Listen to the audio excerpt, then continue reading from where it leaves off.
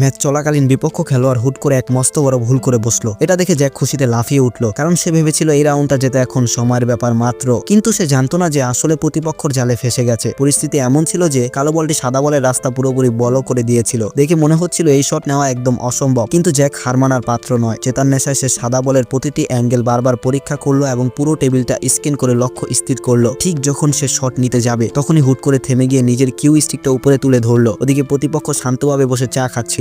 Score তখন 33। এই বলটি পকেটে না গেলে জ্যাক নিশ্চিত হেরে যাবে। এমনকি দর্শকরাও হাল ছেড়ে দিয়ে মাঠ থেকে উঠতে শুরু করলো। ঠিক তখনই শুরু হলো জ্যাকের আসল খেলা। হঠাৎ সে মেঝেতে বসে যোগ ব্যায়াম শুরু করলো। রেফারি তার কাণ্ড দেখে অবাক। এরপর সে পেটের উপর শুয়ে সাঁতার কাটার অভিনয় করলো এবং ব্যাঙের মতো লাফাতে শুরু করলো। তার এই পাগলামি দেখে প্রতিপক্ষ বিরোধী খেলোয়াড় আর দর্শকরা হাসাহাসি করে ঠাট্টা করতে লাগলো। কিন্তু এসবের মাঝেই জ্যাক হঠাৎ শান্ত হয়ে কিউ স্টিকটা মাটি থেকে তুললো এবং কোনো দ্বিধা ছাড়াই টেবিলের দিকে দৌড়ে গিয়ে একটি ছোট লাফ দিল। সে ব্যবহার করলো এক হারানো টেকনিক। এক পলকে সাদা বলটি এমন ভাবে ঘুরলো যেন কেউ ওটাকে অদৃশ্য সুতো দিয়ে নিয়ন্ত্রণ করছে। বলটি কালো বলকে ফাঁকি দিয়ে 180 ডিগ্রি ঘুরে টার্গেট বলকে হিট করলো। পুরো হল এখন পুরো চুপ হয়ে গেল। জ্যাক ম্যাচটি জিতে নিল এবং সে একজন সাধারণ খেলোয়াড় থেকে আসল টপ স্কোরার চ্যাম্পিয়ন হয়ে গেল। জ্যাকের এই পাগলামি কি আসলে কোনো টেকনিক ছিল নাকি শুধুই ভাগ্য? আপনার কি মনে হয় কমেন্টে জানান। আর আমাদের এই টিমের সদস্য হতে কমেন্টে একটি লাভ ইমোজি দিয়ে